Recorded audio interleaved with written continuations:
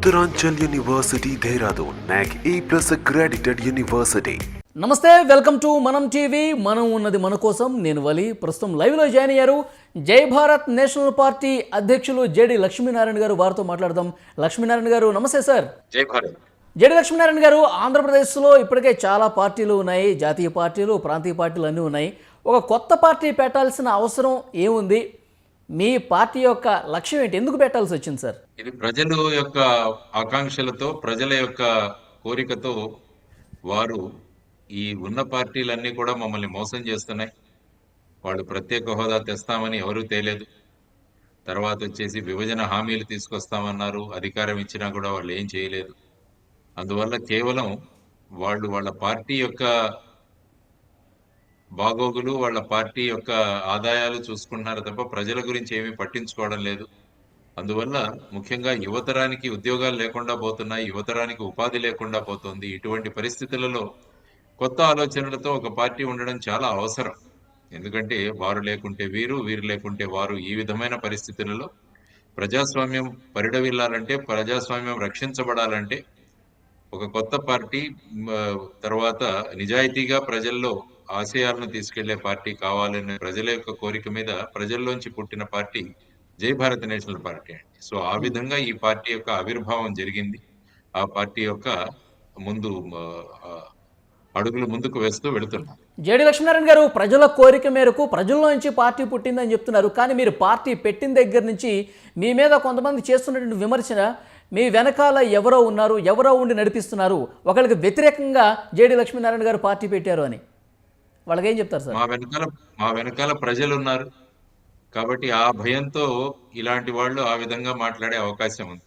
ఎందుకంటే ఈ పార్టీ మొదలు పెట్టిన దగ్గర నుంచి ప్రజల్లో విస్తృతంగా ముందుకు వెళుతుంది కాబట్టి అనేక మందిలో భయం పుట్టి ఆ విధంగా వీళ్ళు వెనకాల ఉన్నారు, వాళ్ళు వెనకాల ఉన్నారు అంటే, కానీ మా వెనకాల ఉన్నది ప్రజలు అన్నది తెలుసుకోవాలి. ఎందుకంటే వాళ్ళ వెనకాల ప్రజలు లేరు కాబట్టి ఆ భయంతో వాళ్ళు ఇలాంటి ఆరోపణలు చేసే అవకాశం ఉంది. ఓకే, ఒక పార్టీని నడిపించాలంటే కోట్లతో పని. లక్ష్మీనారాయణ గారు, మీకు తెలియదు కాదు, ఆంధ్రప్రదేశ్లో రాజకీయ పార్టీలు ఎంత డబ్బుమయంతో కూడుకున్నాయో ఆ వ్యవహారాలను మనం చూస్తూ ఉన్నాం. సో మీరు పార్టీ నడుపుతున్నారు. ఇప్పుడు ఏంటి సార్, ఫండింగ్ క్వశ్చన్ చేస్తున్నారు చాలామంది. ఫండింగ్ ఏమి క్వశ్చన్ చేయాల్సిన అవసరం లేదు. ఎందుకంటే ప్రజలను మోసం చేయాలంటే డబ్బులు కావాలి, ప్రజలకు డబ్బులు పంచాలంటే డబ్బులు కావాలి, ప్రజలను ఏమార్చాలంటే డబ్బులు కావాలి. కాబట్టి మేము ఈ మూడు పనులు చేయం కాబట్టి మాకున్న కాంట్రిబ్యూషన్స్ తో మేము మా పెన్షన్ డబ్బుల్లో వేస్తున్న దాంట్లో పార్టీని నడుపుతున్నాం. మేము జీరో బడ్జెట్ పాలిటిక్స్ తో ముందుకు వెళతాం. ఎందుకంటే అన్ని పార్టీలాగా మళ్ళా మా పార్టీ లాగా ఉంటే ఆ పార్టీ యొక్క ప్రత్యేకత ఏముంటుందండి? కాబట్టి మిగతా పార్టీల్లో మార్పులు తీసుకురావడానికి వచ్చిన పార్టీ ఆ పార్టీ నుంచి నేర్చుకోవాల్సిన అవసరం ఏమీ ఉండదు. అందువల్ల మేము, మా మిత్రులు, మాకున్న చిన్న చిన్న కాంట్రిబ్యూషన్స్ తో ప్రజలు కూడా 100-200 రూపాయలు ఈ విధంగా డొనేషన్లు ఇస్తున్నారు. వీటన్నిటిని పెట్టుకొని ఈ పార్టీని నెమ్మదిగా తీసుకెళ్తున్నాం ముందుకి.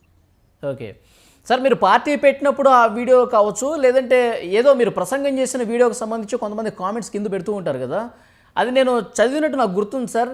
మీ వెనకాల అధికార వైసీపీ ఉంది, వైసీపీ ఫండింగ్ చేస్తుంది జేడి లక్ష్మీనారాయణ గారికి. మీరు గతంలో అధికార వైసీపీని పొగుడుతున్నటువంటి కొన్ని వీడియోలు కూడా వాళ్ళు ఫార్వర్డ్ చేస్తున్నారు. ఏం చెప్తారు సార్ దీని మీద? నేను వైసీపీని ఎప్పుడూ మెచ్చుకోలేదు. ప్రభుత్వం చేసిన 1-2 పనుల గురించి మాట్లాడాను. అంటే మన ప్రభుత్వ స్కూల్స్ ఏవైతే ఉన్నాయో వాటికి నాడు నేడు అనే పథకం ద్వారా ప్రభుత్వ స్కూల్స్ యొక్క స్థితిని మెరుగు చేశారు. కాబట్టి అది మంచిది. ఎందుకంటే నేను కూడా గవర్నమెంట్ స్కూల్లోనే చదువుకున్నాను. మా స్కూల్ కూడా ఉన్న పరిస్థితులు ఏ పరిస్థితుల్లో ఉన్నదో ఆ పరిస్థితుల్లో ప్రస్తుతం ఉన్న పరిస్థితులు చాలా మెరుగయ్యాయి. మా స్కూల్ కొత్త బిల్డింగులు వచ్చాయి. ఆ తర్వాత వాటర్ ప్యూరిఫైయర్ ప్లాంట్ పెడుతున్నారు, వాటర్ ట్యాంక్ వచ్చింది, పిల్లలకు ఈ నీటి కొరత లేకుండా ఉంది. సో ఆ విధంగా అక్కడ మాట్లాడడం జరిగింది. తర్వాత నేను పనిచేసే ఉద్దానం ప్రాంతంలో ఒక 200 పడకల ఆసుపత్రి, తర్వాత ఉద్దానంలో కిడ్నీ రీసెర్చ్ సెంటర్ ఏర్పాటు చేయడం జరిగింది. సో ఆ రెండు కూడా ప్రభుత్వం చేయాల్సిన పనులు కాబట్టి ఆ పనులు బాగున్నాయని నేను చెప్పాను. ఎప్పుడు కూడా పార్టీని నేను ఎప్పుడు మెచ్చుకోలేదు.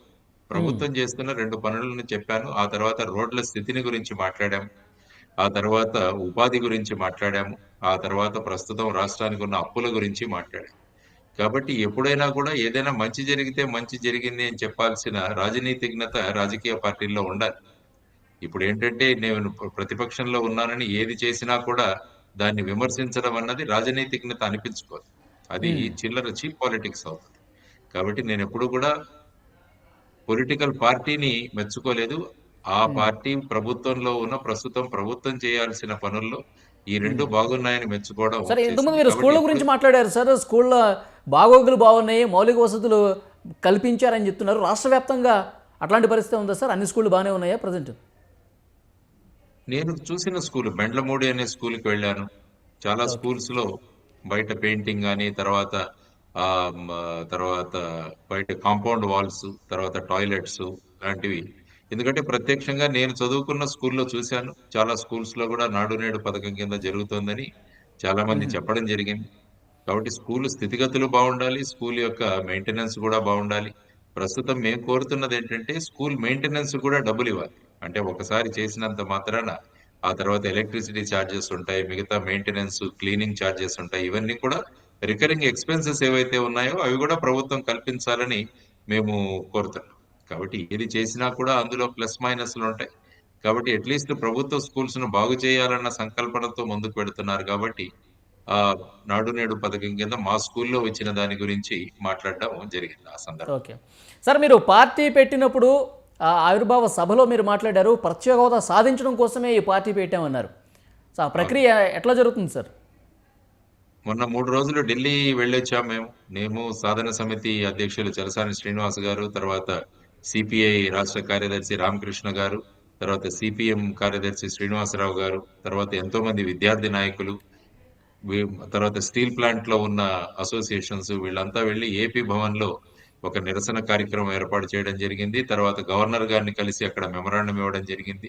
మరుసటి రోజు జంతర్ మంతర్ కార్యక్రమంలో ముఖ్యంగా వైజాగ్ స్టీల్ ప్లాంట్ ప్రైవేటీకరణ విరుద్ధంగా కూడా అక్కడ ధర్నాలో పాల్గొనడం జరిగింది. ఆ తర్వాత 3వ రోజున 9వ తారీఖున ఢిల్లీలో ఉన్న మేధావులతో పాటు కలిసి ఈ ప్రత్యేక హోదా విభజన హామీల సాధన ఎలా చేయాలన్న దానికి ఒక సెమినార్ కూడా ఏర్పాటు చేయడం జరిగింది.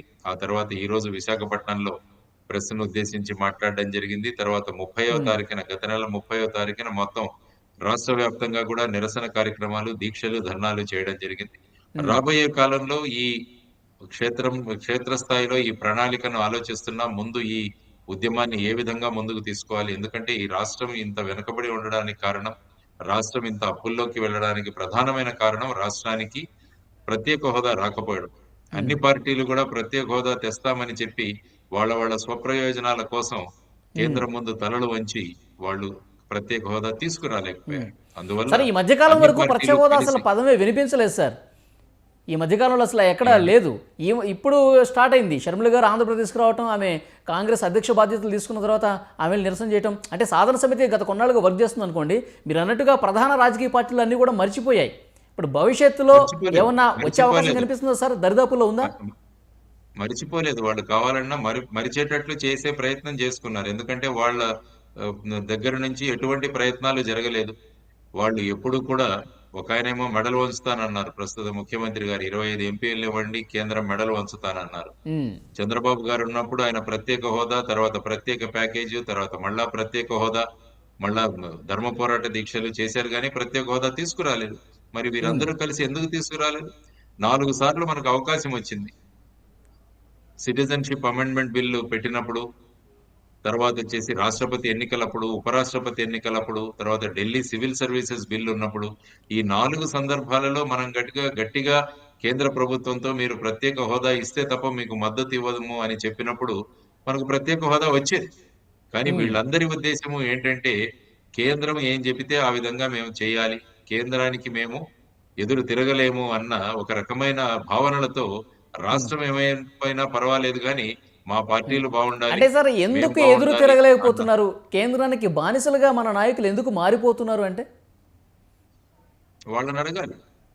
అందుకనే నేను అంటున్నాను, మీరు వీలైతే చంద్రబాబు నాయుడు గారిని, జగన్మోహన్ రెడ్డి గారిని, పవన్ కళ్యాణ్ గారిని, మమ్మల్ని అందరినీ ఒక వేదిక మీద తీసుకురండి ఒకరోజు. ప్రజలకు వాళ్ళు సమాధానం ఇవ్వాలి ఎందుకు తీసుకురాలేకపోయాము అని. వాళ్ళ బాధ్యత. ఎందుకంటే రాష్ట్ర ప్రజలు నమ్మి వాళ్లకు ప్రభుత్వ బాధ్యతలు ఇచ్చినప్పుడు పోరాడి తీసుకుని రావాలి. మమతా బెనర్జీ గారు ఆ ప్రాంతంలో ఏ విధంగా వారు పోరాడుతున్నారు మనం చూసాం. తర్వాత మిగతా అనేక రాష్ట్రాల్లో రైతులు పోరాడారు. రైతుల చట్టాలను కేంద్ర ప్రభుత్వం వెనక్కి తీసుకుని వెళ్లేలాగా చేశారు. ఆ తర్వాత జల్లికట్టు తమిళనాడులోని ప్రజలందరూ కూడా ఉద్యమించారు. జల్లికట్టు సుప్రీంకోర్టు కాదని చెప్పినా కూడా వాళ్ళు ప్రత్యేక చట్టం ద్వారా జల్లికట్టును తీసుకురాగలిగారు. మరి వీళ్ళెందుకు తీసుకురాలేకపోతున్నారు అన్నది వాళ్ళు సమాధానం చెప్పాలి ప్రజలకి. ఆ ఓకే. సమాధానం కోసమే మేము అడుగుతున్నాం. ఒక పెద్ద స్టేజ్ ఏర్పాటు చేసి వీళ్ళందరినీ ఆహ్వానిస్తాం మేము. ఆహ్వానించి ఓపెన్ మీటింగ్ లో మీరు మాట్లాడండి, ఎందుకు రాలేకపోయారు ప్రత్యేక హోదా అని. మళ్ళా ఇప్పుడు మాట్లాడుతున్నారు ప్రత్యేక హోదా అని. ఈవెన్ కాంగ్రెస్ పార్టీ కూడా ఆ సమయంలో ఎప్పుడెప్పుడు తెలంగాణలో ఉన్న కేసీఆర్ గారు వారి పార్టీని కాంగ్రెస్ లో ఎప్పుడెప్పుడు విలీనం చేస్తారా అని చూస్తున్నారు తప్ప, చట్టంలో ప్రత్యేక హోదా ఇస్తామన్న మార్పు తీసుకునే దిశగా కాంగ్రెస్ అప్పుడు ప్రయత్నించలేదు. కానీ ఇప్పుడు వచ్చి మళ్ళా మొదటి ఫైల్ దాని మీదే సైన్ చేస్తామని అంటున్నారు. కాబట్టి కాంగ్రెస్ దానికి కూడా సమాధానం చెప్పాలి. ఓకే. కాబట్టి ఇప్పుడు మేము అంటున్నది ఏంటంటే, అన్ని పార్టీలు కలిసి ముఖ్యమంత్రి గారు అఖిల పక్షాన్ని లీడ్ చేసి ప్రధానమంత్రి గారి దగ్గరికి తీసుకువెళ్లి ప్రత్యేక హోదా తీసుకురావాలి అని ఆయన చెప్పగలగాలి. ఇప్పుడు చూస్తే చంద్రబాబు నాయుడు గారు భారతీయ జనతా పార్టీతో పొత్తు పెట్టుకోవడానికి ఆయన ఊవిళ్ళు ఊరుతున్నారు అక్కడ. మరి అవును. భారతీయ జనతా పార్టీ నుంచి ఆయన ఏమన్నా రాయించుకున్నారా మీకు ప్రత్యేక హోదా ఇస్తామని? అలాగేదన్నా ఇన్ రైటింగ్ లో ఉంటే ప్రజలకు చూపించాలి ఆయన. ఎందుకు పొత్తులు పెట్టుకుంటున్నారు? ఆయనే అన్నారు ధర్మ పోరాట దీక్ష చేస్తున్నప్పుడు మోడీ గారు ఎవరు అని ఆయనే ప్రశ్నించారు. మరి ఇప్పుడు మోడీ అవును. గారు ఎలా గుర్తుకొచ్చారు ఆయనకి? సో ఆయన మాట్లాడారు, హూ ఈజ్ మోడీ అన్నారు ఆయన. I am father of Lokesh, I am grandfather of Devansh, but who is Modi అని ప్రశ్నించారు ఆయన. మరి ఈ రోజు మోడీ గారి అడ్రస్ వెతుక్కుంటూ ఆయనే వెళ్ళారు. మరి ఎందుకు వెళ్ళారు? మరి ఆ రాష్ట్ర ప్రజలకు సమాధానం చెప్పాలి ఇవన్నీ కూడా. ఎందుకంటే సరే, ఈ మధ్యకాలంలో చూస్తే బాధ్యతాయుతమైన అందరు నాయకులు కూడా ఢిల్లీకి క్యూ కట్టారు. చంద్రబాబు గారు, ఆ తర్వాత వెంటనే ఈ ప్రత్యేక హోదా రాష్ట్ర ప్రయోజనాల కోసం అని చెప్పి జగన్ గారు కూడా మోదీ గారిని కలిసి వచ్చారు.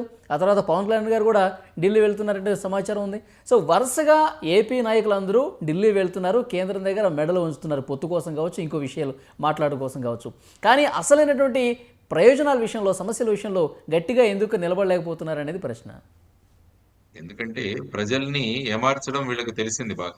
ప్రజల్ని మోసగించడంలో వీళ్ళందరూ కూడా పిహెచ్డీలు పొందారు. ప్రజల యొక్క భావోద్వేగాలతో ఆడుకోవడంలో వీళ్ళందరూ కూడా రీసెర్చ్ చేశారు. కాబట్టి అటువంటి రీసెర్చ్లు ఉన్నప్పుడు మళ్ళా ఒకసారి ప్రజల్ని మోసగిద్దామని చెప్పేసి వీళ్ళంతా కూడా ఆ ప్లాన్ లో ఉన్నారు. అందుకనే ప్రజల్ని ప్రత్యేక హోదా వస్తే రాష్ట్రం ఎలా ఉండేదన్నది మేము చైతన్యపరుస్తున్నాం. ప్రత్యేక హోదా వచ్చింటే రాష్ట్రానికి అనేక పరిశ్రమలు మన దగ్గరికి వచ్చేవి. తర్వాత నిరుద్యోగ సమస్య తీరేది. మనకు కేంద్ర ప్రభుత్వం నుంచి వచ్చే గ్రాంట్లు కూడా పెరిగేవి. తర్వాత మనకు అనేక సౌకర్యాలు వచ్చేవి. ఇప్పుడు హిమాచల్ ప్రదేశ్, ఉత్తరాఖండ్ చూడండి, ప్రత్యేక హోదా ఉండడం వల్ల ఏ విధంగా అభివృద్ధి చెందాయో, మన రాష్ట్రం కూడా ఆ విధంగా అభివృద్ధి చెందేది. అవును. కేంద్ర ప్రభుత్వం వచ్చేసి 14వ ఫైనాన్స్ కమిషన్ ఏ రాష్ట్రానికి ప్రత్యేక హోదా ఇవ్వద్దని చెప్పింది అని వీళ్ళు మనల్ని నమ్మించారు. కానీ ప్రత్యేక హోదా ఇవ్వద్దని 14వ ఫైనాన్స్ కమిషన్ ఎక్కడా కూడా మాట్లాడలేదు. 15వ ఫైనాన్స్ కమిషన్ చైర్మన్ గారు ఎన్కే సింగ్ గారు ఆయన రాసిన పుస్తకం పోర్ట్రేట్స్ ఆఫ్ పవర్ లో ఆయన 228వ పేజీలో స్పష్టంగా రాశారు, ఇప్పటికీ ప్రత్యేక హోదా ఇవ్వాలనుకుంటే కేంద్రం ఇవ్వచ్చు అని ఆయన స్పష్టంగా చెప్పారు. ఎవరు, నేను చెప్పలేదు, ఒలీ గారు చెప్పలేదు. 15వ ఫైనాన్స్ కమిషన్ చైర్మన్ ఎవరైతే ఉన్నారో ఆయన మాట్లాడారు. మరి అంటే దీన్ని నేను బట్టి అసలు అందుకనే మొన్న ఒక కేంద్రానికి ట్వీట్, ఇచ్చే ఉద్దేశం లేదని భావించవచ్చా? ఉద్దేశం లేకుంటే వాళ్ళు మరి మేనిఫెస్టోలో ఎందుకు పెట్టారు 10 సంవత్సరాలు ప్రత్యేక హోదా ఇవ్వాలని? 2014లో జరిగిన రాజ్యసభలో జరిగిన చర్చలో ముఖ్యంగా శ్రీ వెంకయ్య నాయుడు గారే మాట్లాడారు. మన్మోహన్ సింగ్ గారు 5 సంవత్సరాలు అవును. ప్రత్యేక అవును. హోదా ఇస్తామంటే వెంకయ్య నాయుడు గారు 5 సంవత్సరాలు సరిపోదు, 10 సంవత్సరాలు ఇవ్వాలని వాళ్లే వాదించారు. తర్వాత వాళ్ళ మేనిఫెస్టోలో కూడా పెట్టారు. తర్వాత పాండిచ్చేరిలో మేము అధికారంలోకి వస్తే ప్రత్యేక హోదా కల్పిస్తామని వాళ్లే మాట్లాడారు. మరి ఇవన్నీ మాట్లాడిన తర్వాత మరి ఇప్పుడు ఆంధ్రప్రదేశ్కి ఇవ్వడానికి ఇబ్బంది ఏంటండి వాళ్ళు? ఎందుకంటే అడిగేవాళ్ళు లేరు. అదే. ఎవరు వాళ్ళని అడిగేవాళ్ళు లేరు. 4 సార్లు అవకాశం వచ్చినా కూడా ఆ అవకాశాన్ని ఉపయోగించుకొని వాళ్ళు ఉన్నారు. కాబట్టి వీళ్ళతో ఏదైనా చేయవచ్చన్న ఒక ధైర్యం కేంద్ర ప్రభుత్వంలో కూడా వచ్చింది ఆ విధంగా. ఉమ్. సరే, ఇప్పుడు ఆంధ్రప్రదేశ్లో భారతీయ జనతా పార్టీ ప్రభావం లేదు. మరి అలాంటి పార్టీతో పొత్తు పెట్టుకోవడానికి అంతగా ఎందుకు ఈ పార్టీలు వెంపర్లాడుతున్నాయి? బీజేపీ మీద అంత ప్రేమ ఎందుకు? ఒకసారి ఒక పెద్దాయన అన్నారు, భారతదేశం అంతా కూడా భారతీయ జనతా పార్టీ చాలా గొప్ప మెజారిటీలో లేకుంటే అత్యంత ప్రభావం ఎక్కడుందంటే ఆంధ్రప్రదేశ్ లో ఉందన్నారు. ఇక్కడ ఎంతమంది ఎంపీలు ఏ పార్టీ వాళ్ళైనా కూడా అక్కడికి వెళ్లి చేతులు ఎత్తుతారు. కాబట్టి అంత మెజారిటీ ఆ పార్టీకి వేరే ఏ రాష్ట్రాల్లో లేదని చెప్పారు. మరి వీరు ఆన్సర్ చేయాలి, ఎందుకు ఈ విధంగా ప్రవర్తిస్తున్నారు అన్నది ఈ పార్టీలు చెప్పాల్సిన అంశం. ఎందుకు మన దగ్గర మన మనం ఏదైతే ప్రజలకు మాట ఇచ్చి వచ్చామో ఆ మాట నిలబెట్టుకోవడంలోనే నాయకత్వం ఉంటుంది, లీడర్షిప్ ఉంటుంది. మరి అక్కడికి వెళ్ళి సరెండర్ అవ్వడానికి కారణం ఇప్పుడు ఏంటి? ఆంధ్రప్రదేశ్లో ఏ పార్టీ గెలిచినా భారతీయ జనతా పార్టీ గెలిచినట్టే భావించాలేమో సార్. అదే అన్నాను కదా, నేను అదే అన్నాను. అవును. అందువల్ల ఆ విధంగా ఉన్నప్పుడు మరి వీళ్ళకు ప్రత్యేక హోదా ఇవ్వకపోయినా కూడా పర్వాలేదన్న స్థాయికి వచ్చినప్పుడు ఇది ఒక ప్రజా ఉద్యమం ద్వారానే సాధ్యమవుతుంది. ఆ దిశగా ప్రత్యేక హోదా, విభజన హామీల సాధన సమితి ద్వారా మా ప్రయత్నాలు మేము చేస్తున్నాం. సో దాన్ని ఎలా ముందుకు తీసుకెళ్తామన్నది మా ముందున్న ఒక ఇప్పుడు గొప్ప. ఏపీలో ప్రధాన రాజకీయ పార్టీల అధినేతలకి సార్ కేసుల భయం ఉంది కాబట్టే ఇక తప్పక తల వంచుతున్నారు కేంద్రం దగ్గర. ఏమంటారు సార్? మరి వాళ్ళని అడగాలి. ఎందుకంటే కేసులు అన్నవి కోర్టులలో ఉన్నవి, ఇది కోర్టులకి ఇన్వెస్టిగేటింగ్ ఏజెన్సీకి సంబంధించిన విషయం. దానివల్ల వీళ్ళు కేంద్ర ప్రభుత్వానికి ఎందుకు భయపడాలో అర్థం కావట్లేదు ఇందులో. కాబట్టి వాళ్ళలో ఉన్న భయాలు దేనివల్ల అన్నది కూడా వాళ్ళు చెప్పాలి, ఓపెన్ గా చెప్పాలి. ఎందుకు మేము సపోర్ట్ తీసుకుంటున్నాం, ఎందుకు మేము సపోర్ట్ తీసుకుంటున్నాం అన్నది వాళ్ళు ఓపెన్ గా ప్రజలకు చెప్పగలగాలి. ఏదైతే ప్రభుత్వాన్ని అంతగా తిట్టారో 2014 నుంచి 19 వరకు తిట్టి అసలు ఏ విధంగా మేము పొత్తులు పెట్టుకోము అన్న భావనలో ఉన్న వాళ్ళు అవిశ్వాస తీర్మానం కూడా ప్రవేశపెట్టారు 2018వ సంవత్సరంలో. ఈ ప్రభుత్వం, కేంద్ర ప్రభుత్వం వెనకాల ఆ అవిశ్వాస తీర్మానం వీగిపోతుందని తెలిసి కూడా వాళ్ళు అవిశ్వాస తీర్మానాన్ని ప్రవేశపెట్టారు. మళ్ళా ఇప్పుడు పొత్తుల కోసం పాకులాడుతున్నారు. మరి వారు ప్రజలకు సమాధానం ఇవ్వాల్సిన అవసరం ఉంది. అందుకనే మేము ఈ ప్రశ్న ప్రతి మీటింగ్ లో కూడా లేవనెత్తుతున్నాం. మీరెందుకు ప్రత్యేక హోదా గురించి మాట్లాడట్లేదు, ప్రత్యేక హోదా ఎందుకు తీసుకురాలేదు అన్నది అడుగుతున్నాం. ఎందుకంటే ఏ ప్రభుత్వం వచ్చినా కూడా ప్రత్యేక హోదా రాకుండా ఈ రాష్ట్రం యొక్క పరిస్థితి బాగుపడదు. ఎందుకంటే ఆల్రెడీ 10 లక్షల కోట్ల పైన అప్పులతో ఉన్నాం మనం. ఏ పరిశ్రమలు కూడా ఇక్కడ రావడానికి సిద్ధంగా లేవు. ఆ తర్వాత ఎన్నో సమస్యలు ఉన్నాయి. పోలవరం పూర్తి కాలేదు. ఆ తర్వాత రైల్వే జోన్ ని ఏ విధంగా అడ్డగోలుగా విభజించారో మనం అంతా చూసాం. 11 ఎడ్యుకేషనల్ ఇన్స్టిట్యూషన్స్ ఏవైతే మనకు ఏపీ రీఆర్గనైజేషన్ లో చెప్పారో వాటికి ఫండింగ్ లేదు. కేవలం 30% మాత్రమే ఫండింగ్ వచ్చి ఆ విధమైన పరిస్థితుల్లో ఉన్నాయి. సో ఇటువంటి పరిస్థితుల్లో మనం అడగకుంటే, మనం ఎన్నుకున్న ఎంపీలను అడగకుంటే ఇంకెవరు అడుగుతారండి పార్లమెంట్ లో? అందుకనే ప్రజలకు చెబుతున్నా, ఖచ్చితంగా సార్ మీ జగన్మోహన్ రెడ్డి గారు అభిప్రాయాలను ముఖ్యమంత్రి అయిన తర్వాత తొలిసారిగా ఢిల్లీ వెళ్ళి కేంద్ర పెద్దల్ని కలిసి వచ్చిన తర్వాత వాళ్ళకి పూర్తి మెజారిటీ ఉంది కాబట్టి, మన అవసరం వాళ్ళకి లేదు కాబట్టి మనకి ప్రత్యేక హోదా వచ్చే పరిస్థితి లేకుండా పోయింది. ఈసారైనా మన అవసరం ఉండేలాగా ప్రభుత్వం ఏర్పడాలి కేంద్రంలో అని ఒక మాట అన్నారు. ఇప్పటికీ అదే అంటూ ఉన్నారు. ఎట్లా చూస్తారు ఈ కామెంట్స్ని? 4 అవకాశాలు వచ్చాయని నేను చెప్తున్నా. ఓకే, వాళ్ళకు మెజారిటీ వచ్చి ఉండొచ్చు. కానీ ఈ 4 సందర్భాలలో మన రాష్ట్రంలో ఉన్న ఎంపీలు, ఎమ్మెల్యేల యొక్క మద్దతు లేకుండా రాష్ట్రపతి, ఉపరాష్ట్రపతి ఎన్నికల్లో వాళ్ళు గెలిచేవాళ్ళు కాదు. యాక్చువల్ గా మీరు చూసుకుంటే ద్రౌపది ముర్ము గారి అభ్యర్థిత్వాన్ని ప్రకటించగానే వాళ్ళు అడగక ముందే ఆ అభ్యర్థిత్వాన్ని సమర్థించిన 2 పార్టీలు తెలుగుదేశం మరియు వైఎస్ఆర్సీపీ పార్టీ.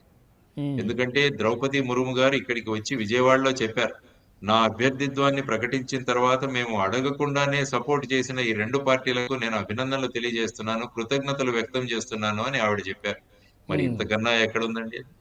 మరి ఆ సమయంలో కనుక దొరికిపోయారు ఖచ్చితంగా. ఎందుకంటే దొరికిపోయారు. మరి దానికి సమాధానం చెప్పాలి. అందుకనే మేము అడుగుతున్నాం ఈ 2 పార్టీలను, ప్రజలను కూడా మేము ఎడ్యుకేట్ చేస్తున్నాం దీంట్లో. చూడండి, ఈ విధంగా మనకు ప్రత్యేక హోదా తెచ్చుకోవడానికి బ్రహ్మాండమైన అవకాశం ఉన్నా కూడా స్వార్థ ప్రయోజనాల కోసం రాష్ట్రం ఏమైనా పర్వాలేదు కానీ మేము బాగుండాలి, మా పార్టీ బాగుండాలి అన్న ఉద్దేశంతో వీళ్ళు ఈ విధంగా రాష్ట్ర ప్రయోజనాలను తాకట్టు పెట్టిన వాళ్ళు మళ్ళా మీ దగ్గరికి వస్తున్నారు ఓటు వేయమని. కాబట్టి ఓటు వేయకండి. జై భారత్ నేషనల్ పార్టీ ఉంది. మీ యొక్క కాంక్షలను, ఆకాంక్షలను తీర్చడానికి అనేక ఇతర పార్టీలు ఉన్నాయి.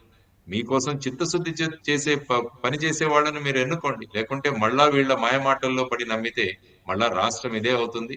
మేము ఎప్పుడూ కూడా ఒక జనరేషన్ గురించి మాట్లాడుతున్నాం. ఈ 10 సంవత్సరాల్లో ఒక జనరేషన్ పోగొట్టుకున్నాం మనం. ఇప్పుడు చూడండి, ఫర్ ఎగ్జాంపుల్ 2014లో మన సాఫ్ట్వేర్ ఎక్స్పోర్ట్స్ 1000 కోట్లు, ఇప్పుడు 2000 కోట్లు మాత్రమే. అదే పక్కన ఉన్న తెలంగాణ చూసుకుంటే ఆల్మోస్ట్ 3 లక్షల కోట్లకు వెళ్ళింది. అక్కడ ప్రత్యక్షంగా 10 లక్షల ఉద్యోగాలు రాగలిగాయి. మరి దానికి కారణం ఏంటి? హైదరాబాద్ అక్కడ ఉండడం వల్ల. హైదరాబాద్ మన దగ్గర వెళ్ళిపోయింది కాబట్టి మనం ప్రత్యేక హోదా తెచ్చుకుని ఉంటే ఆ కంపెనీలన్నీ మన దగ్గరికి కూడా వచ్చేది. మరి అది వదిలేసి వీళ్ళు ఒకరినొకరు తిట్టుకుంటూ, అసెంబ్లీలో దుర్భాషలు ఆడుకుంటూ, ఈ విధంగా పార్లమెంట్ లో కూడా ఒక ఎంపీని ఇంకొక ఎంపీ వాళ్ళు కించపరుస్తూ మాట్లాడుతుంటే మనకు సార్ గౌరవం హైదరాబాద్ ఎక్కడ? ప్రస్తావన మీరు తీసుకొచ్చారు కాబట్టి వైవి సుబ్బారెడ్డి గారి లేటెస్ట్ కామెంట్ మీ ముందు పెడుతున్నాను. ఇప్పుడు 10 సంవత్సరాలు అయిపోతుంది ఉమ్మడి రాజధాని అనేది. విశాఖ పరిపాలన రాజధానిగా మనం కట్టుకునేంత వరకు ఉమ్మడి రాజధానిగా హైదరాబాద్ మరికొన్నాళ్ళ పాటు ఉండాల్సిందిగా కేంద్రాన్ని కోరతాం అని చెప్పి వైవి సుబ్బారెడ్డి గారు అన్నారు. ఎట్లా చూస్తారు సార్ ఈ కామెంట్ని? మరి హైదరాబాద్ ఇప్పటి వరకు ఉమ్మడి రాజధానిగా ఉంది. మరి వీరెందుకు అక్కడికి వెళ్ళలేదు ఇంతవరకు? ఉమ్, మరి వెళ్ళాలి కదా. ఆయన కూడా చంద్రబాబు గారు ఉన్నప్పుడు కూడా ఉమ్మడి రాజధానిగా ఉండి, కానీ ఆయన ఇక్కడికి వచ్చేసారు. మళ్ళా ఇప్పుడు కావాలంటే మనం ఎక్స్టెన్షన్ కోసం అడగచ్చు, దెర్ ఇస్ నో డౌట్. కానీ మరి అక్కడి నుంచి పరిపాలిస్తారా? అక్కడి నుంచి పరిపాలిస్తారా? ఇక్కడ ఆల్రెడీ 3 రాజధానులు అన్న కాన్సెప్ట్ తీసుకొచ్చి మళ్ళా 4వ రాజధానిగా ఆ దిశగా మనం మాట్లాడడం అంటే అదే ప్రజలను ఏదో కొత్త విషయం ప్రవేశపెట్టి ఒక కొత్త డైరెక్షన్ లో ముందు ప్రత్యేక హోదా గురించి మాట్లాడమనండి వాళ్ళని. మళ్ళా హైదరాబాద్ క్యాపిటల్ గురించి మాట్లాడారు. మరి హైదరాబాద్ క్యాపిటల్ వస్తే మొత్తం అందరూ కలిసి అక్కడికి ఇప్పుడు వెళతారు. ఉమ్మడి ఆ రాజధానిగా కమిట్మెంట్ హైదరాబాద్ ఇవ్వమనండి. ఉన్నప్పటికీ కూడా ఆంధ్రప్రదేశ్ రాజధాని ఏదంటే అమరావతి అని చెప్తున్నారు. ఇప్పుడు 3 రాజధానుల పేరు ప్రస్తావన తీసుకొచ్చినప్పటికీ కూడా అమరావతి అని చెప్పారు సార్ లోక్సభలో ఈ ప్రశ్న లేవనెత్తినప్పుడు. ఇప్పుడు మళ్ళీ హైదరాబాద్ మరికొన్నాళ్ళ పాటు ఉండాలని చెప్తున్నారు. అంతే. ఇప్పుడు ఏంటంటే ఏదో ఒక కాంట్రవర్సీ క్రియేట్ చేయడం, కన్ఫ్యూజ్ చేయడం ప్రజలు. రాజకీయాలు ఇప్పుడు ఏం చేయడం అంటే కన్ఫ్యూజ్ చేయడం. కాబట్టి కన్ఫ్యూజన్ లో చర్చలు మొదలవుతాయి. మళ్ళీ మీరు టీవీల్లో డిస్కషన్లు జరుగుతాయి. వాళ్ళు వీళ్ళు ఒకరినొకరిని తిట్టుకుంటారు. కానీ బేసిక్ గా రాష్ట్ర అభివృద్ధి, ప్రత్యేక హోదా, విభజన హామీలు ఇవన్నీ కూడా పక్కన పడిపోతాయి. మళ్ళా ఎలక్షన్లకు వీళ్ళు ముందుకు వెళతారు. ఆ విధంగా ప్రజలను మళ్ళా ఆ విధంగా మాయ చేసే ప్రయత్నంలో వీళ్ళందరూ ఉంటారు. అందువల్ల ముందు అంటే మళ్ళీ ఈ ఏమైనా ప్రత్యేక సెంటిమెంట్ని హోదా లేవనెత్తే ప్రక్రియ ఏమైనా స్టార్ట్ అవుతుందంటారా రాజకీయ పార్టీలు? ఇప్పుడు తెలంగాణలో కృష్ణా జలాలు ఎలాగో చూస్తున్నాం, అలాంటి పరిస్థితి ఇక్కడ లేవనెత్తే అవకాశం ఏమైనా కనిపిస్తుందంటారా? ఉంటుందండి. రాజకీయాల్లో ఎన్నికలు గెలవడానికి వీళ్ళు సిద్ధహస్తులు పిహెచ్డీలు చేశారన్నారు. వీళ్ళందరూ చేసేది ఈ విధంగా కాంట్రవర్సీలు రేవనెత్తడం, ఏదైనా కొత్త విషయాలను తీసుకురావడం, అనవసరమైన చర్చల్లో ప్రజల్ని ఇన్వాల్వ్ చేయడం. ఆ తర్వాత దానివల్ల ఏమవుతుందంటే మెయిన్ ఇష్యూస్ ఏవైతే ఉంటాయో అవి పక్కన పడిపోతాయి. సో ఆ విధంగా జరుగుతున్న రాజకీయాల నుంచి మనం ఈ మూసపోసిన రాజకీయాల నుంచి బయటికి రావాలంటే కొత్తగా ఆలోచించాలి ప్రజలు. ప్రజల్లో చైతన్యం రావాలి. ముఖ్యంగా యువతరం ఆలోచించాలి. యువతరాన్ని ఏంటంటే ప్రతి పార్టీ కూడా పెద్ద సోషల్ మీడియా నెట్వర్క్లు పెట్టేసి ప్రజలకు కంటిన్యూస్ గా వీడియోలు అవి ఇవి పెట్టేసి వాళ్ళ ఆలోచన విధానాలను ప్రభావితం చేస్తూ మెయిన్ ఇష్యూస్ మీద వాళ్ళ కాన్సన్ట్రేషన్ లేకుండా, వాళ్ళ ఏకాగ్రత లేకుండా చేస్తూ ఈ విధమైన వాతావరణాన్ని సృష్టించి ఈ విధంగా పబ్బం గడుపుకునే ప్రయత్నం చేస్తున్నారు. అందుకనే జై భారత్ నేషనల్ పార్టీ అందరినీ కోరుతున్నది ఏంటంటే ప్రత్యేక హోదా, విభజన హామీలు, మన రాష్ట్రంలో ఉపాధి ఇవన్నీ ఎలా ఉంటాయి? మళ్ళా మేనిఫెస్టోల గురించి ఆలోచించండి. సూపర్ 6 అంటున్నారు, లేకుంటే సూపర్ 4 అంటున్నారు. ఇవన్నీ కూడా చెబుతున్నారు. ఏమిటి అందులో ఫైనల్ గా ఇది ఉచితంగా ఇస్తాం, అది ఉచితంగా ఇస్తాం, మీకు బస్సు ఫ్రీగా ఇస్తాం, సిలిండర్లు ఫ్రీగా ఇస్తాం. ఇవే మాట్లాడుతున్నారు తప్ప రాష్ట్రాన్ని అభివృద్ధి ఎలా చేస్తారని చెప్పట్లేదు. ఉపాధి ఎలా ఇస్తామన్నదో చెప్పట్లేదు. ఉపాధి హామీ ఇస్తామంటున్నారు. ఉపాధి హామీ కాదు, వాళ్ళు ఇచ్చేది నిరుద్యోగ భృతి ఇస్తామంటున్నారు. మరి ఓకే. ఉద్యోగాలు ఎందుకు క్రియేట్ చేయట్లేదు మీరు? ప్రతి సంవత్సరం జాబ్ క్యాలెండర్లు ఇస్తారన్న ఈ ప్రభుత్వం జాబ్ క్యాలెండర్లు ఇవ్వట్లేదు. ఎన్నో వేల పోస్టులు వేకెన్సీ ఉంటే 6,500 జస్ట్ ఎలక్షన్ల ముందు డిఎస్సి నోటిఫికేషన్ ఇష్యూ చేశారు. ప్రతి సంవత్సరం మీరు ఇష్యూ చేస్తామన్నారు. మరి వీటి గురించి మాట్లాడరు. మరి మేనిఫెస్టోలో అందుకనే వీళ్ళందరూ పొత్తులతో వీటిలతో బిజీగా ఉంటే జై భారత్ నేషనల్ పార్టీ మా మేనిఫెస్టో రిలీజ్ చేశాం. మేనిఫెస్టో మొత్తం కూడా ఉపాధి చుట్టూ తిరుగుతుంది, అభివృద్ధి చుట్టూ తిరుగుతుంది. ఒక్కొక్క నియోజకవర్గం ఒక అభివృద్ధి కేంద్రంగా మారాలని మేమంతా కోరుతున్నాము. ప్రతి ఒక్కరికి ఉపాధి కల్పించాలి, అటువంటి ప్రభుత్వాలు కావాలి. ప్రతి నియోజకవర్గానికి 100 కోట్లు ప్రతి సంవత్సరం కేటాయించాలి. ప్రతి పంచాయతీకి 1 కోటి రూపాయల బడ్జెట్ ఇవ్వాలి అన్నది జై భారత్ నేషనల్ పార్టీ యొక్క ప్రధానమైన ఇష్యూ. అప్పుడు ఓకే. ఏమవుతుందంటే రాష్ట్రం అభివృద్ధి చెందుతుంది. రాష్ట్రం యొక్క ఒక స్థానానికి చేరుతుంది. ఆ విధంగా మన రాష్ట్రాన్ని అభివృద్ధి చేయాలి గాని ఈ విధంగా మాటలు చెప్పి మళ్ళా ప్రజలను పక్కదారి పట్టించి రాష్ట్రాన్ని అధోగతి పాలు చేస్తున్న ఈ సార్ జై పార్టీల భారత్ గురించి నేషనల్ పార్టీ ఎన్ని స్థానాల్లో పోటీ చేయబోతుంది సార్? జై భారత్ నేషనల్ పార్టీకి అప్లికేషన్లు చాలా వస్తున్నాయి. మా దగ్గర క్యాండిడేట్స్ మేము ఉంటామని చెప్పేసి వాళ్ళ స్క్రూటినీ జరుగుతోంది. మేము ఎవరు వచ్చినా కూడా ఫైనల్ గా ప్రజల యొక్క గొంతు వినిపించాలి అన్నది మా ప్రగాఢమైన విశ్వాసం. కాబట్టి రానండి, ప్రజలు వస్తున్నారు. వాళ్ళు మేము జీరో బడ్జెట్ పాలిటిక్స్ తో మేము ముందుకు వెళతాం. ఎవరికి కూడా ఓటుకు డబ్బులు పంచే ప్రశ్నే లేదు. ఎలక్షన్ కమిషన్ ఏదైతే విధి విధానాలు నిర్ణయించిందో ఆ విధి విధానాల నుండి దానికన్నా తక్కువ ఖర్చుతో మేము మా భావాలను, తర్వాత ప్రజల యొక్క కాంక్షలను ఏ విధంగా నెరవేరుస్తామన్న దాంతో జై భారత్ పార్టీ ముందుకు వెళుతుంది. ప్రతి కాన్స్టిట్యుయెన్సీకి కూడా మేనిఫెస్టో తయారు చేస్తున్నాం మేము ఇప్పుడు. 175 కాన్స్టిట్యుయెన్సీలకు మేనిఫెస్టో ఉండాలి. మీ ఓకే. మేజర్ మేనిఫెస్టో మేము ఆల్రెడీ రిలీజ్ చేశాం. కానీ ప్రతి కాన్స్టిట్యుయెన్సీకి కొన్ని సమస్యలుంటాయి. ఆ సమస్యలను పూరించడానికి ప్రతి కాన్స్టిట్యుయెన్సీకి, ప్రతి నియోజకవర్గానికి ఒక మేనిఫెస్టో తయారు చేస్తున్నాం. అది కూడా రిలీజ్ చేయబోతున్నాం. అంటే ఈ 100 కోట్లు ఏదైతే ప్రతి సంవత్సరానికి ఇస్తామంటున్నామంటే 5 సంవత్సరాల్లో 500 కోట్లు ఒక్కొక్క నియోజకవర్గానికి వస్తే ప్రజా కమిటీలే ఈ 500 కోట్లను ఆ నియోజకవర్గాన్ని ఎలా అభివృద్ధి చేసుకుంటారు అన్నది ప్రజలే నిర్ణయిస్తారు. సో ఆ ఓకే. విధమైన ఆలోచనలతో ముందుకెడుతున్నాం. జేడి ఇప్పుడు లక్ష్మీనారాయణ గారు ఎక్కడి నుంచి సర్పంచీలు పోటీ చేస్తున్నారు? ముఖ్యంగా నేను మా కమిటీ ఉంది, స్టీరింగ్ కమిటీ, తర్వాత సెలక్షన్ కమిటీ వారు ప్రతి నియోజకవర్గంలో ఎవరు కంటెస్ట్ చేయాలి, ఏ నియోజకవర్గం నుంచి కంటెస్ట్ చేయాలనేది కూడా ఆ కమిటీ నిర్ణయిస్తుంది. సో ఆ కమిటీ ముందు నేను కూడా సార్ మీరు అప్లికేషన్ విశాఖ పెట్టుకున్నాను. కేంద్రంగానే పార్టీ కార్యకలాపాలు నడిపిస్తున్నట్టుగా తెలుస్తోంది. అక్కడి నుంచే పోటీ చేసే అవకాశం విజయవాడలో ఉందా? మాది విజయవాడలో మా స్టేట్ మెయిన్ ఆఫీసు విజయవాడలో ఉంది. తర్వాత ఓకే. విశాఖపట్నంలో కూడా అంటే ఉత్తరాంధ్ర ఈ ప్రాంతానికి, తర్వాత కర్నూలు ప్రాంతంలో కూడా ఒక ఆఫీసు ఓపెన్ చేయడానికి ట్రై చేస్తున్నాం. 3 ప్రాంతాల్లో ఉండడానికి. ఆ తర్వాత విశాఖపట్నంలో ముఖ్యంగా గత ఎలక్షన్‌లో నేను కంటెస్ట్ చేశాను. కాబట్టి విశాఖ వాసులు చాలా చైతన్యం పొందిన వాళ్ళు. ఎందుకంటే గత ఎన్నికల్లోనే నాకు భారీగా మంచి చైతన్యవంతమైన ఓట్లు నాకు దొరికాయి. కాబట్టి నా పర్సనల్ చాయిస్ అయితే మటుకు విశాఖపట్నం నుంచి కంటెస్ట్ చేయాలన్నది. కానీ ఫైనల్ గా కమిటీ ఏదైతే నిర్ణయిస్తుందో దానికి అది నాకు శిరోధార్యం. దాన్ని బట్టి మనం ఫైనల్ గా నిర్ణయిద్దాం. ఉమ్. సార్ గతంలో మీరు జనసేన పార్టీ నుంచే పోటీ చేశారు, ఇంతకుముందు మనం మాట్లాడుకున్నట్టు. ఆ తర్వాత బయటకు వచ్చి ఏ పార్టీలో కూడా జాయిన్ కాలేదు. ఇప్పుడు కొత్తగా పార్టీ పెట్టారు. మా గతంలో కొన్ని పార్టీలు మనం చూసాం సార్, వచ్చాయి, కొన్నాళ్ళు ఉన్నాయి, అన్సక్సెస్ అట్లా నడిచిన పార్టీలు కొన్ని ఉన్నాయి. సో జేడి లక్ష్మీనారాయణ గారికి ఉన్నటువంటి విజన్ ఏంటి? ఈ పార్టీ నడపటానికి ఏం పెట్టుకున్నారు సార్? ఎట్లా ముందుకు పోవాలి? ఎలాంటి ప్లానింగ్ ఉంది? ప్లానింగ్ ముందుగా ముఖ్యంగా ప్రజలలో చైతన్యం తీసుకురావాలి. ప్రజలలో ఓటు యొక్క ఇంపార్టెన్స్ ఏంటి, ఓటు యొక్క ప్రాధాన్యత ఏంటి, మన కళలు ఏవైతే ఉన్నాయో మన కళలను సాక్షాత్కారం చేసుకోవడానికి మనకు అద్భుతమైన అవకాశం మనకున్న ఓటు, మనకు వచ్చిన ఎన్నిక. అందువల్ల ప్రజాస్వామ్యం పరిడవిల్లాలంటే, ప్రజాస్వామ్యాన్ని చక్కని మార్గంలో పెట్టాలంటే ఈ నేతలు కాదు నిర్ణయించేది, ఓటర్లు నిర్ణయిస్తారు. అందువల్ల ఈ ఓటింగ్ పర్సెంటేజ్ అన్నది ఎలా పెంచాలి అన్నది ప్రధానంగా జై భారత్ నేషనల్ పార్టీ మేము కాన్సన్ట్రేట్ చేస్తున్నాం. ఎందుకంటే ఓటింగ్ పర్సెంటేజ్ పెరిగితే ఈ డబ్బులు పంచడాలు, ఈ మద్యం పంచడాలు ఇవన్నీ కూడా తగ్గిపోతాయి. ఎందుకంటే ఇప్పుడు ప్రస్తుతం ఉన్న పొలిటికల్ పార్టీలు వాళ్ళ ఓటు బ్యాంకులు తయారు చేసుకొని వాటి మీద వాళ్ళు రాజ్యం చేయడానికి ప్రయత్నం చేస్తున్నారు. దీనికి ప్రధానమైన కారణం మనకు తక్కువ ఓటింగ్ జరగడం. గత ఎన్నికల్లో 62% ఓటింగ్ జరిగింది. అదే గనక 92% ఓటింగ్ జరిగితే చూడండి ఎంత మార్పులు వస్తాయి. అందువల్ల మేము ముఖ్యంగా ఓటర్లందరికీ చేస్తున్న విన్నపం ఏంటంటే, ఈ ఓటింగ్ అన్నది చాలా ముఖ్యం. మీ ఓటులో చాలా శక్తి ఉంది. కాబట్టి ఎవరు కూడా ఈ ప్రజాస్వామ్యాన్ని బాగా పరిడవిల్లాలంటే, బాగా మంచి అభివృద్ధి చెందాలంటే నేను పోలింగ్ బూత్కి వెళ్ళి ఓటు వేస్తాను అన్న నిర్ణయం వాళ్ళు తీసుకోవాలి. కాబట్టి ఆ దిశగా ఓటు యొక్క ప్రాముఖ్యతను వివరిస్తూ అందరూ కూడా ఓటింగ్ కోసం వచ్చేటట్టు చేయడం ఇది మా విషన్. ఎందుకంటే ఎప్పుడైతే ఈ విషన్‌తో ముందుకు వెళతామో ఈసారి ఒక ఎలక్షన్‌లు వస్తున్నాయి. ఈ ఎలక్షన్‌లు ప్రతి 5 సంవత్సరాలకు వస్తాయి.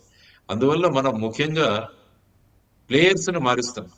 ఫర్ ఎగ్జాంపుల్ ఇండియన్ టీమ్‌లో కూడా సడెన్‌గా కొత్త ప్లేయర్స్‌ని తెస్తారు. అవును. కానీ ఎలక్షన్ అనే గేమ్‌లో ప్లేయర్స్‌ని మారిస్తే విలువ ఉండదు.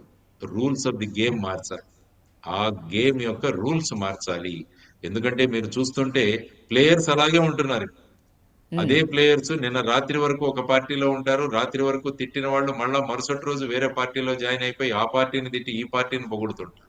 ఉమ్. అందువల్ల ప్లేయర్స్ కూడా ఇలాగే ఉన్నారు. కాబట్టి ఈ విధానం సో బాగుండాలంటే అలాంటి పార్టీలకు అతీతంగా rules of the ఉండబోతుందా game. జై భారత్ నేషనల్ పార్టీ? డెఫినెట్ గా ఉండబోతుంది. మా పార్టీ ఎప్పుడు కూడా ఎవరైనా వాళ్ళు మళ్ళా వచ్చి చేరాలంటే మా స్క్రూటినీ చేస్తాం. మీరు ఇంతవరకు ఏం చేశారు, ఇంతవరకు ఏ విధంగా మీరు ప్రజా సమస్యలను తీర్చారు అన్నవి ప్రయత్నించి, ముఖ్యంగా కొత్త వాళ్ళు, తర్వాత బాగా చదువుకున్న వాళ్ళు, ప్రజలకు సేవ చేయాలి అన్న ఆకాంక్షలు ఉన్న వాళ్ళు, అటువంటి వాళ్లకు ప్రాధాన్యతనిస్తుంది. తర్వాత ఇంతవరకు కూడా ప్రాతినిధ్యం వహించని సామాజిక వర్గాలు ఏవైతే ఉన్నాయో వారికి ప్రాతినిధ్యం ఇచ్చే ప్రయత్నం కూడా జై భారత్ నేషనల్ పార్టీ చేస్తుంది. ఎందుకంటే అసెంబ్లీ గాని పార్లమెంట్ కూడా ఎప్పుడు కూడా సమాజానికి రిఫ్లెక్షన్ అవ్వాలి. సమాజంలో ఎవరెంతమంది ఉన్నారో ఆ విధంగా పార్లమెంటులో అసెంబ్లీలో ఉండాలి. కానీ డబ్బులు ఉన్న వాళ్ళే మొత్తం అసెంబ్లీలోను పార్లమెంట్ లోను కనిపిస్తే మరి అది ఎక్కడి ప్రజాస్వామ్యం అవుతుంది ఆలోచించండి. సో ఈ విధంగా తర్వాత డ్వాక్రా మహిళలకు కూడా పెద్ద సంఖ్యలో సీట్లు ఇవ్వాలని జయభారత్ నేషనల్ పార్టీ కోరుకుంటుంది. ఎందుకంటే డ్వాక్రా మహిళల సంఘటన చాలా ప్రభావవంతంగా ఉంటుంది.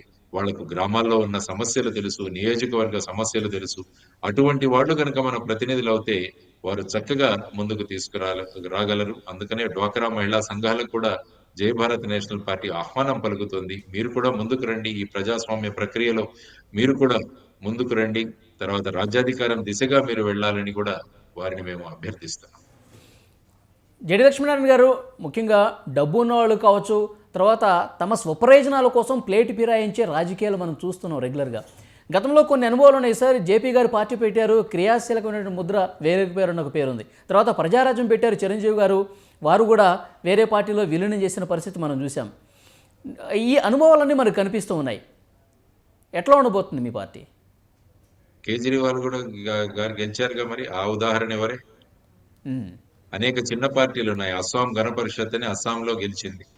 తర్వాత నార్త్ ఈస్టర్న్ స్టేట్ లో కూడా చాలా మంది గెలిచారు. కాబట్టి ఇటువంటి పాజిటివ్ ఎగ్జాంపుల్స్ కూడా ఉన్నాయి. మనం ఎప్పుడు ఏంటంటే నెగటివ్ ఎగ్జాంపుల్స్ కానీ మీరు అనుకుంటున్నారు. నా దృష్టిలో జయప్రకాష్ నారాయణ గారు is the most successful politician అని నేను అంటాను. ఎందుకంటే ఆయన ఆలోచన విధానాల్లో మార్పు తీసుకురాగలిగారు. లోక్సత్తా ద్వారా ఆయన ఒక కొత్త ఒరవడిని తీసుకొచ్చారు. మనం ఎప్పుడు కూడా ఎన్నికలలో వచ్చిన సీట్లను బట్టే మనం విజయము, పరాజయము, అపజయము డిసైడ్ చేస్తుంటాం. కానీ మౌలికంగా ఈ విధానంలో ఎంత మార్పు తెచ్చామన్నది కూడా అది సక్సెస్ గా మేము అనుకుంటాం. సో ఆ విధంగా చూసుకుంటే అందరూ చేసిన ప్రయత్నాలు. అందుకనే నేను చెప్పాను, మా పార్టీ ఆవిర్భావం అప్పుడు కూడా మా అమ్మ ఎప్పుడు చెప్పేది, చీకటి ఉన్నప్పుడు చీకటిని తిట్టుకోకండి, ఆ చీకటిని పారద్రోలడానికి ఒక చిరు దీపాన్ని వెలిగించండి అన్నట్టుగా మా అమ్మ చెప్పింది. కాబట్టి ఈ జై భారత్ నేషనల్ పార్టీ అన్నది ఈ చీకటిని పారద్రోలడానికి చేస్తున్న ఒక చిన్న ప్రయత్నం.